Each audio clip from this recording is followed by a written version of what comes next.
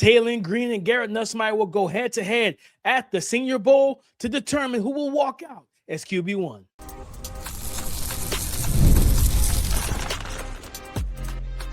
You are Locked On NFL Draft, your daily podcast covering the NFL Draft. Part of the Locked On Podcast Network, your team every day. Welcome back to the Locked On NFL Draft Podcast, your daily podcast covering your favorite draft prospects, part of the Locked On Podcast Network, your team every day. I'm your boy, Damian Parson. I'm an NFL draft analyst with Bleacher Report. That's my guy, Keith Sanchez. He's the director of scouting with the Draft Network and 2019 national champion with the LSU Tigers. And as always, thank you for making Locked On NFL Draft your first listen of the day. And thank you for making the Locked On Podcast Network the #1 sports podcast network in America. Guys, we have a fun one. We're ranking the quarterbacks for the Senior Bowl. 6 quarterbacks. We're going to go tell you who's QB1. We're going to talk about the quarterbacks under the most pressure in Mobile, and then who have the most to gain.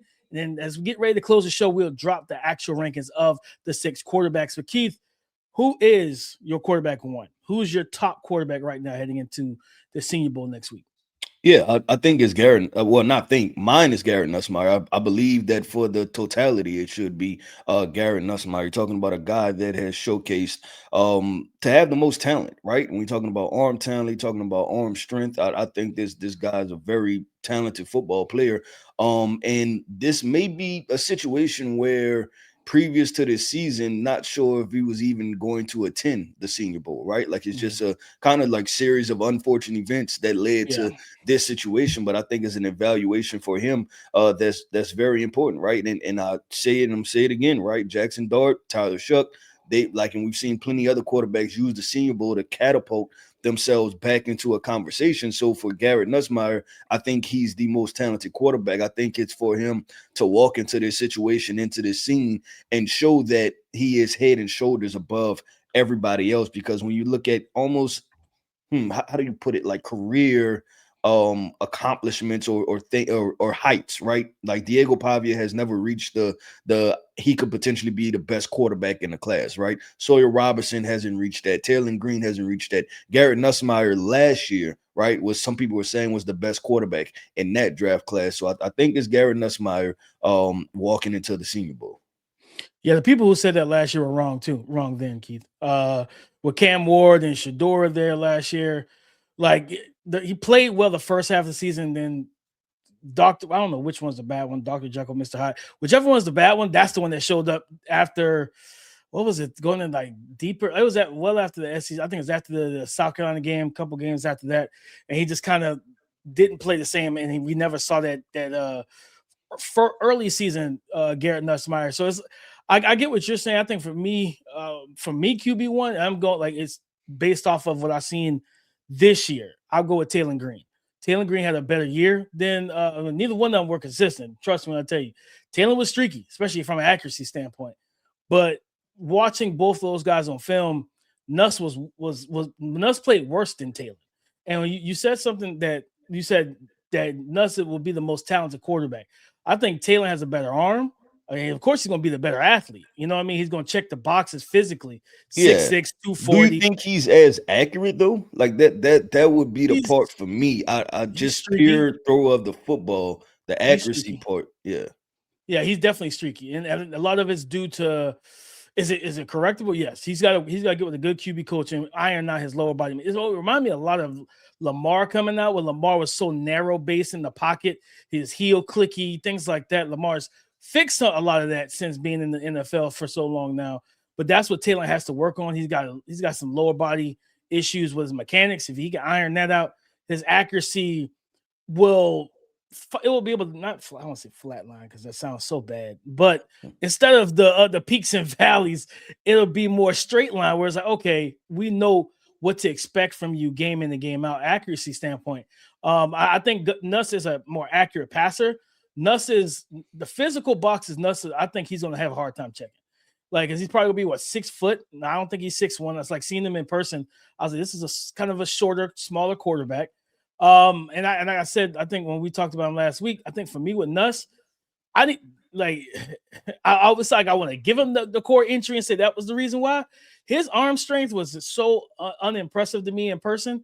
I hope it was an injury. Like, I hope that's what it was. I'm like, this didn't look the same. compared to 2024.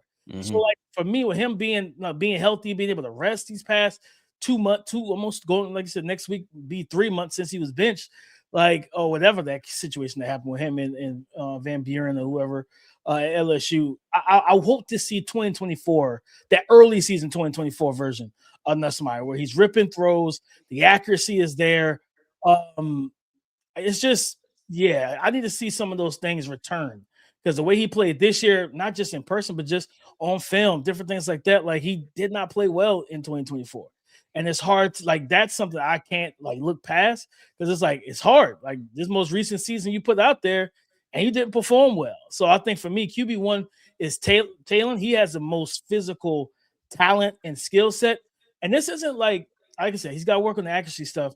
This isn't like the what was it the A Riches and Malik Willis's where they played in those kind of spread offenses. They don't know. No, he knows how to get under. Remember last year they had Jalen Milroe and Jaxson Dart like methodically working through under center dropbacks. And it was just Mhm. like, guys, this is not the place for that. Like, you know what I mean? We need to see these young men just ripping throws, showcasing their talent, trying to coach up the technique of it all, right? And when you got 3 days of practice for the Senior Bowl, that ain't it, right? So you don't have to do that with Taylen because in Bobby Petrino's offense, he's used to getting under center. He's used to turning his back to the defense, play action, turning around and surveying it. He's used to those things. Now, for me, it's more so, hey, can you be – and crazy thing enough, Keith, if you remember when Bo Nix came out, we were at the Senior Bowl in the field, and it was like, Bo is not accurate out here. Like, Bo was Mhm. missing, especially in 101. Like, to be inaccurate in 101s is a wild thing to be. But Bo was Mhm. inaccurate in 101s. You know what I mean? Like, getting picked up. I think Quinion snatched 1 or 2 from him on a post route, and the ball place wasn't good. Shout out, rest up for Bo. I know you had, I think, broken bone in his ankle or something like that after the playoff game versus the Bills, so he's out the rest of the playoffs and everything.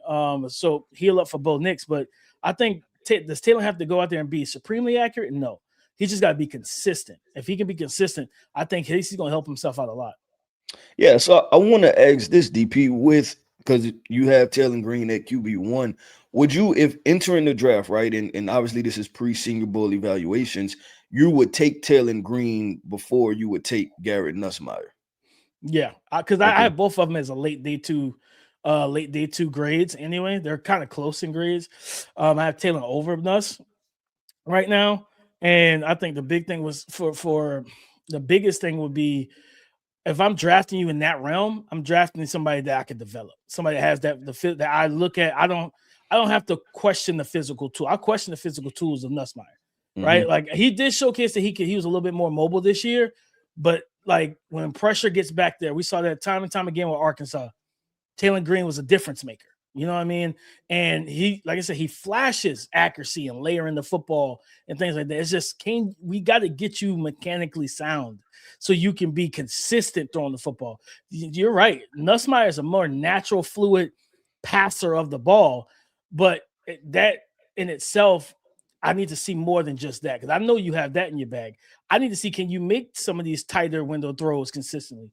I need to see you make the right decisions with multiple defenders in the throwing lane. Like he's got, I think I put this in my report. For me, Garrett Nussmeier has gunslinger mentality, but he doesn't have the gun. Like he doesn't have that, he doesn't have the arsenal. So it's like, yeah, you can't, you go out the Wild Wild West and you just got a pea shooter. Doesn't really help nothing. You know what I mean? Like you need to have the actual equipment to play with the mindset that he has sometimes. The throws across his body in the middle of the field, rolling right, throwing. Like you don't have the, first of all, don't do that anyway. I don't want Josh Allen doing that, right? But at least if you're going to do it, have the arm talent to do it. Yep. All right, well, DP, let's do this, man. We discussed who is QB1, right? I went Garrett Nussmeier. You went Taylen Green. Let's do this, man. Let's add an interesting twist to this, and let's talk about the quarterbacks with the most pressure to perform, right? Let's have that discussion coming up next. Kicking off the year feeling good is the goal, right? And honestly, hydration is the easiest win. When I stay on top of it, my energy, focus, and mood, they all level up. But let's be real, plain water doesn't always cut it, especially when you're grinding through long days, hitting the gym, or just trying to stay consistent with your health goals. That's where Drip Drop comes in. Doctor developed, proven fast hydration that helps your body and mind work better. Think clearer focus, better energy, elevated mood, even that fresh skin glow. I have my own pack in case of Drip Drop, and I love the fruit punch flavor, but there's also grape and cherry that rock as well. So right now, Drip Drop is offering our podcast listeners 20% off your first order. Go to dripdrop.com and use the promo code LOCKEDONNFL. That's dripdrop.com with the promo code LOCKEDONNFL for 20% off. Stock up at dripdrop.com and use the promo code LOCKEDONNFL. What if sports were traded like markets? Now you can put your sports IQ to work in real time with Robinhood prediction markets. It's not just you against the house, it's you participating in a live market. You can buy or sell your positions live all game long. Use your sports knowledge in the moments that matter. Robinhood prediction markets changes the game. It's people moving the action. So when momentum shifts, you can move with it. I always knew the game, but never had a dynamic way to apply that knowledge. Now I can actually take part live in a market powered by people. You're no longer just a spectator. Play by play, you decide. Trade every play with Robinhood. Now available across the U.S. Download the Robinhood app now to begin. Futures and cleared swaps. Trading involves significant risk and is not appropriate for everyone. Event contracts are offered by Robinhood Derivatives, LLC, a registered futures commission merchant and swap firm. QB's under the most pressure in Mobile at the Senior Bowl next week, Keith. When you look at these 6 quarterbacks, Taylen Green, Garrett Nussmeier, Sawyer Robertson, Cole Payton, Luke Altmaier, and Diego Pavia, who has the most pressure to perform? Diego Pavia. And I'm not sure if this one is close for me because I think that it's self-inflicted, right? Everything that he did pre-Heisman and post-Heisman put a lot of pressure on him. And you went from being the underdog to the dog that people are not sure that they like a whole lot, right? So you went to the neighborhood dog that people like, man, the dog barks too much, right? Like, please bring the dog inside. Don't leave him in the backyard, right? And what I mean by that is that, and for the listeners who don't know, right? Like the post Heisman, right? There was some posts that were not to the liking, right? They talked about the voters, and it came off that he didn't take losing in a very good manner. And I'm not talking about tough it out. I'm talking about he made Instagram posts that were, I think the proper way is to say derogatory towards the voters. I think that's the best way to say that, right? Yeah. And it kind of shined in a negative light towards, hey, how does this, we understand that he's extremely competitive. You can see it on the football field, right? But how does he handle being in difficult situations where he comes up short and putting that light and pressure on you? You have to go perform, right? If you're sitting there calling, because the Heisman voters, right, most of them are former Heisman winners, right? So if you're talking about some of the greats of college football and saying whatever you said to them, then you have to go out here and perform. The next time you have the football in your hands, you have to play really good football because the script is waiting to be flipped back on you. And now people, instead of finding a reason to root for you because that's what they were doing, they're finding a reason not to draft you. So you got to go overcome all of the situations that, to be completely honest, like I said, it was self-inflicted. You did that, right? Like nobody else did that. You decided to go to the club and do all of the different things that you decided. So, without a doubt, I think he has the most pressure on him because he placed it on himself. Yeah, no, I think if you, like you said, you did this to yourself, Diego. Like nobody else. Who was it? Herm Edwards, years ago. Don't press in. Yep. Don't press in. Don't press record. Tell your friend don't record it. Like, because it looked like it was somebody that was in your section that recorded it, right? Legit. No, legitimately. And it's just like to post that, with the making derogatory remarks. And I think they were part of the video. I think it was like something derogatory or about Mendoza and Indiana. And I'm like, right, it is what it is, man. Like, you know what I mean? You take it, you use it as fuel, you go work out, you go work on your game. So you know what? I'm gonna show why I am not just a Heisman, I'm the best quarterback in this draft. So yeah, for him, and also Keith, it's gonna be the measurements, because I think he's listed at like 6 foot, but Drew, when I had the executive director, the senior board, Drew Fabianich, on the pod last month. I don't know if he realized he said it, but he was like, I asked him about Diego, and he is a former quarterback himself, Drew, and he's 5'9". And he's like 5'9" quarterbacks. And I was like, oh, so he is 5'9". You know what I mean? I was like, yeah, that's tough. You know what I mean? I don't know too many 5'9" quarterbacks that have been successful in the NFL. And I think for him, having to go out there, the pressure's going to be on because, like you said, everybody's going to be looking for a reason for you to fail, right? Because of your self-inflicted wound of you doing what you did. Now, like you said, you're not the underdog. You're the guy nobody wants to deal with. So, number one, go out there, showcase showcase what they need to see. Who are you?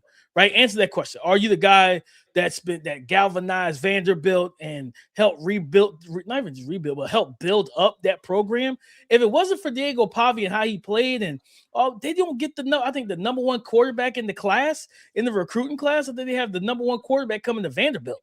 You know what I mean? Like, you getting a 4 or 5 star recruit at quarterback simply off of what Diego Pavia was able to do coming into Vanderbilt, making this team, helping push this team forward.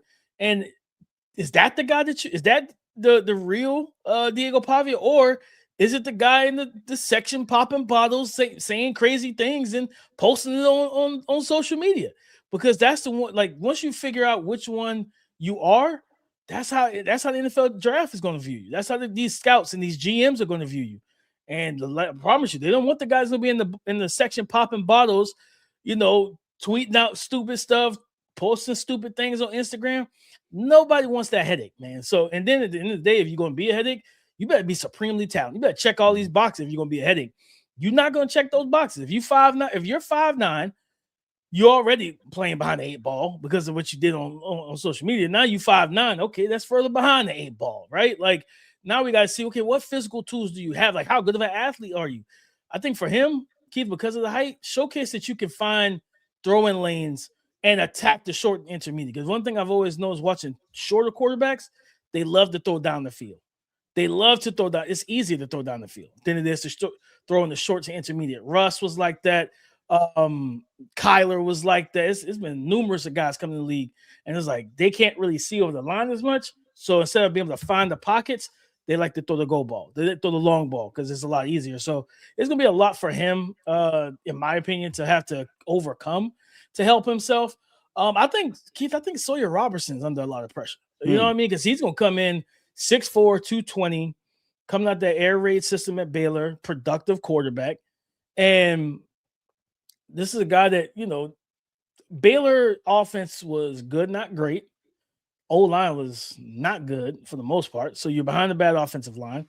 And I think for Sawyer, this was a guy that people were kind of talking about as like a mid-day 2 pick. And I think I got a fourth or fifth round grade on him right now. I got like a day 3 grade on him currently.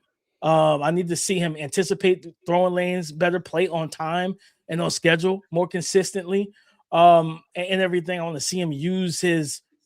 He's a little. I would call how I categorize it. He's a top heavy passer in terms of like he throws a lot with his torso and upper body rather than with using his full frame, stepping into the throw, maxing out the torque, things like that. It's like feet are one direction, he's throwing a different direction sometimes. I'm like, okay, so this is why you're spraying the ball all over the field, because you're not aligned to your target. So I want to see him come in, be dialed in, and just be sound mechanically to see, okay, well, does that accuracy improve with that? And then not only that, hey, anticipate some of these throws to where you can get the ball out early, because that's how you mitigate a bad offensive line.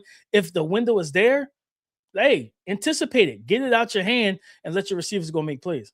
Yep, no, I agree with that, and it will be interesting to see how he handles this type of spotlight, because it's probably been the biggest spotlight that he will receive thus far throughout his entire collegiate career. And if you want to say this is the start of his NFL career, right? So it'll be interesting to see how he goes up against these guys and how he performs. DP, let's do this, man. We've talked who is QB1, right? We've talked quarterbacks with the most pressure. This next segment, let's go ahead and unveil this list, right? The ranking the Senior Bowl quarterbacks 1 through 6, and then we're gonna talk about the quarterbacks with the most to gain coming up next. Today's episode is brought to you by FanDuel, America's #1 sportsbook. FanDuel is officially in playoff mode. Every game day during the NFL playoffs, FanDuel is giving customers even more ways to get in on the action, because right now, every NFL playoff game day, FanDuel users get a profit boost pack waiting for them inside the app. Each game day, you will see a pack loaded with multiple profit boosts so you can apply the bets you like most. Just open your profit boost pack first thing on game day and see what boosts you want to apply. Every play feels bigger, and the boosts make your bets feel that way too. So you make your picks, then apply your profit boost to go after even bigger payouts while the playoffs continue to roll. All you need to do is visit FanDuel, an official sports book partner of the NFL, and grab your profit boost pack every NFL playoff game day. If you've ever hired someone who looked good on paper but wasn't the right fit, you know how important that is.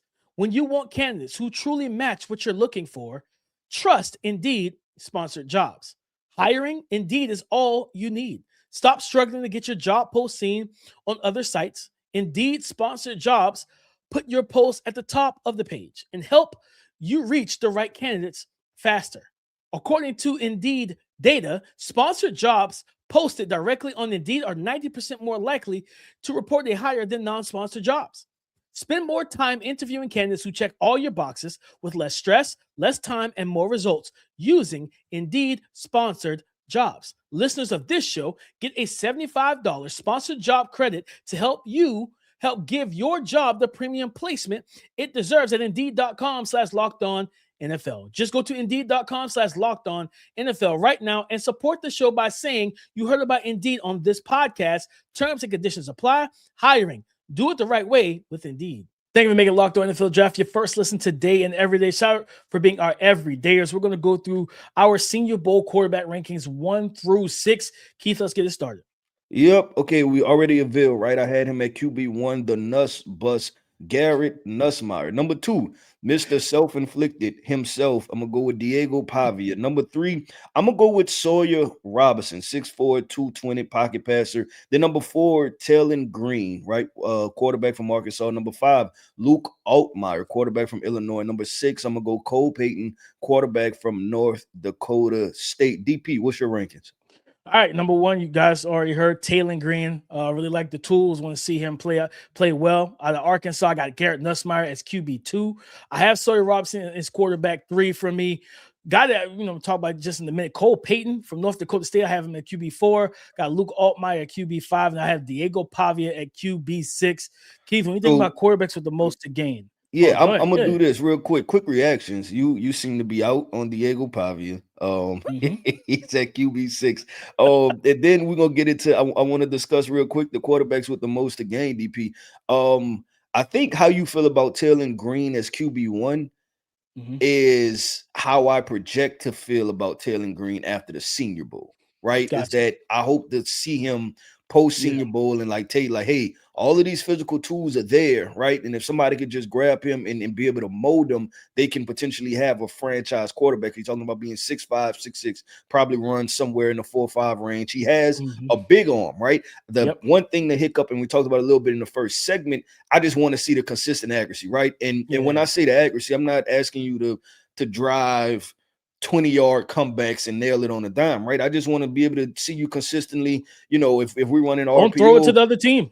Yeah, don't throw it to the other team. Hit the glance, right? If it's RPO, boom, pull it out, hit the glance route, right? If we double slants on 3rd down, hit the slant route. Just simple things like that. If it's a 10-yard curl, right? Hit the curl route, stuff like that. I want to see him be able to consistently do that and drive the football. So I think that's the best way to put it. How you feel about Taylen Green now is how I hope to feel about him coming out of the Senior Bowl. And my next guy, I'll say with the quarterbacks with the most to gain, DP, I'm going to go with Sawyer Robertson. And the reason being that the 2 quarterbacks that have had probably the most productive careers, right? Garrett Nussmeier and Diego Pavia are both undersized quarterbacks, right? And then you have Payton, who's we'll get into him, a dual threat quarterback, right? And runs the football. Luke Altmaier, think he has to, we'll figure that out, and be in-person evaluation will be important for him. But Sawyer Robinson sitting there at 6'4", 220 pounds with X amount of career starts, right? Could he, what I thought about DP was, could he be the Tyler Shough of this draft class where he has the measurables and some movement skills, and he's just kind of sitting there. And then post Senior Bowl, we like, that was a pretty decent performance by Sawyer Robertson, right? Like it wasn't great. It wasn't anything to knock your socks off, right? But did we see enough to where we can say, this guy could be an NFL starter at some point in his career? So that's the two guys. I'm gonna go Taylen Green because of the electric tools that he has, and I'm gonna go Sawyer Robertson because of the size and profile mode that he can be a franchise quarterback. Yeah, I mean, and Keith, I like, especially with Sawyer Robertson, because with Dante Moore going back to school and Cade Klubnik is going to the Shrine, so he won't be here in amongst what most people view as the better bowl all-star game with the better competition and all that. He'll be, with the Shrine Bowl, so we won't be able to actually see in person, gauge arm talent and everything else in person the way, for that most people like to do it at these events and like how we like to live scout. So Sawyer Robertson can absolutely make himself a lot of money with a strong week in Mobile, the way, hey, you know what? I am a top of the third round pick. I'm a guy that, in the situation, could he be drafted like Will Howard, maybe a little bit earlier in this class? You know what I'm saying? And I'm gonna go this, and because I think what we really what we should do is to, just in context of these quarterbacks for Senior Bowl, go over the teams that need quarterbacks, right? And because there are a lot more teams now that you can see them pulling the trigger on drafting a quarterback, even potentially the second round, right? I mean, like, okay, first round, we're gonna go best player available, fill a big need, right? And then second round, we need a quarterback, right? And we need somebody to either, if you're talking about the Atlanta Falcons, right? What do they do with the Michael Penix, Kirk Cousins situations? The Miami Dolphins, what do they do with the Tua situation now that they have a new head coach, right? It's quite a few teams that I think can afford to take another quarterback, especially with Dante Moore off the board, right? So you're sitting at really two, which would just with Ty Simpson and Fernando Mendoza. So I think we should talk, because it could be really interesting to see where these guys go, because we have now hit a supply and demand issue in the NFL with quarterbacks. Demand is sky high, but the supply is quite low this year. For those who want, DP, I might dust off the arm a little bit, man. I might, I got a couple curl routes in me. Oh man, I can't wait to be sitting there in the crowd and looking around like, where's Keith? And it's like coming up to throw Keith Sanchez from the Draft Network. Like, hey, let's sign it up, right? Let's get it done, because it's opportunities out there, Keith. And I think for Sawyer Robertson, he can make himself a lot of money. I think a guy that I want to talk about Cole Payton. Yeah, let's talk about him, because I think it'd be important to introduce him to the listeners. I think I'm gonna start here. North Dakota State quarterback, and we know that they run that pro style system under center stuff. I know Carson Wentz has come from there. They put multiple quarterbacks in the league. Trey Lance, Easton Stick, who's been a backup quarterback, since he's been drafted and things like that. Depth piece. Well, I look at Cole Payton, I say, all right, what's the floor? I think the floor could be Taysom Hill. I think the floor could be Taysom Hill. Now, I do think he has a ceiling where you say, you know what, this could be a legitimate starting quarterback. He might need to sit a year or so, like behind an established vet. Yeah, he's a lefty, so it's not many of those, right? They're rare to see lefties, but arm is pretty good. I want to see it in person, but he's big, he's well built, 225, but he's a legit athlete. This dude can run and he can move as a runner, Keith. So, like, looking at Cole Payton, I'm like, all right, you got a lot to gain, because again, the supply is low in this class. And we know one thing these coaches love is like, man, so he's got the tools that some of these other guys don't have. And he's got the build and the athleticism, right? Because a lot of the really toolsy quarterbacks went back to school, Keith. Lenore Sellers and a lot of that profile, those guys went back. So I think Cole Payton, if he can go out here, number one, just introduce himself to everybody, because I don't think people know much about Cole Payton playing at North Dakota State. So go in and introduce yourself, but show us what you can do within structure, right? In the drop back game, one-on-ones. Like, this isn't same thing with Diego. This isn't the event where your legs are going to help you a lot. The game on Saturday, yes, because it's live, but practices, no, you got to throw. And I want to see him figure it out throughout the week to find that consistency with accuracy and placement, to give us, hey, just paint the picture for us. Can you be a starting quarterback? Are you a guy we take third, fourth round and say, we're going to stash you for 2 years, and then we'll see what we have then? Yeah, so with Cole Payton, the part that becomes interesting to me, and is why you initially off the rip, right, said Taysom Hill, is the fact that this is a dual threat guy, right? And Mm-hmm. he's a well-built frame, meaning that he's not a dual threat guy that's 6 foot, 195 pounds, right? He looks to be closer to 220 pounds, right? Like to Mm-hmm. where you can run some, if in my opinion, some QB power, right? QB counter with him, right? And let him put his head down and get a few yards. And with Cole Payton, I think it's about showing that you can take the layups, right? And similar to what I Yeah. talked about with Taylen Green, right? Just hitting the slants, the curls, things like that. And then being like, okay, cool. You can hit the basic routes. And then off of that, how can we use your athletic ability, right? Mm-hmm. To be able to capitalize on that part too, I think will be very interesting. But I watching him on film, I was intrigued. I think Yeah. that's the best word to use for Cole Payton. I was intrigued about his skill set and what he Mm-hmm. can do. And it's just, I think it's a matter of, for him, NFL future outlook, right? Is NFL offenses, right? Like where Yeah. could he go to be successful? And I know it felt like at one point we were trending in a direction to where we had like a good bit of like dual threat quarterbacks, and we're like the quarterback run scheme and game Mm-hmm. was trending to be a heavily part of the NFL. But in a weird way, it seemed like it kind of pulled, like dialed back some, right? Like quarterbacks Yeah. aren't running as much. So I Yeah, think no, these coaches don't want them getting their heads knocked off. yeah. That's why, Keith. Like, you know what I mean? Hey, I'm about to pay you 60 mil. I need you healthy. You know, Yeah. like you Yeah. I mean, like we run you too you think much. about Lamar Jackson not running as much, Mm-hmm. Jalen Hurts not running as much, right? Like Yeah. those were situations where you like, okay, cool, do a threat quarterback, automatically insert him into this situation. Right now, it's like, Self-preservation. yep. Now we have to see what that situation looks like. But definitely, I think he has NFL tools. Now it's Yeah. just about where does he go and where does he fit? A weird name that popped up, Keith, as you were talking about. I think about Cole Payton. And it was like, oh, he's built, he's got the athleticism, he's lefty. Can you be the accurate version of Tim Tebow? Right? But Like I thought where about that too. it's like, can you be an accurate version of Tim Tebow? Where, you know, Tim Tebow was more that Josh McDaniels just designed a brand new offense for him, something he never done before coming from the Patriots. And when I think he had Sam Bradford, I think when he was in back when it was the St. Louis Rams, I think he was the head coach then, or whatever the case may be, or OC there. Yeah, can you we don't want to use you in that way, but can you give us a little bit of both where you could be accurate? Like you said, take the layups. I think same thing with Taylen Green. Can you develop into the game manager, right? Because I always say this, Keith, the quarterbacks who are physically gifted, those are the guys that teams should take the time to teach how to be a game manager. Manage the Mhm. game, take the sack when instead of throwing it into triple coverage, right? Or trying to spin out and run around, like just hey, live to throw another down, because the game managers, you can't make them stars. You can't create a star out of that with the physical tools. You know what I mean? Unless they're like just super intellectual. And again, that's hard to bet on too, because you can't anticipate every throw. You got to be able to put the ball where it needs to be. Cole Payton, can you develop into that game manager? Taylen Green, can you do that as well?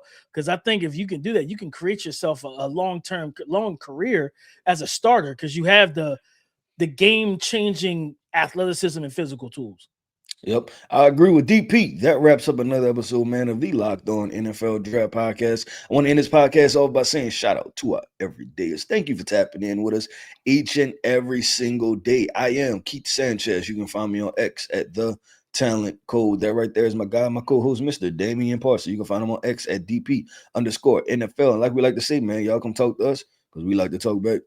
Go subscribe and follow for free on YouTube, wherever you listen to podcasts, to get the latest episode as soon as it is available. On tomorrow's show, Keith, I think we could keep the Senior Bowl positional rankings going. Probably getting some of these running backs. It's a pretty solid running back group, and I think we probably going to have a shocker at one that people are not going to see coming. So we'll talk about that on tomorrow's show. So come and join the conversation again tomorrow on the Locked On Podcast Network, your team every day.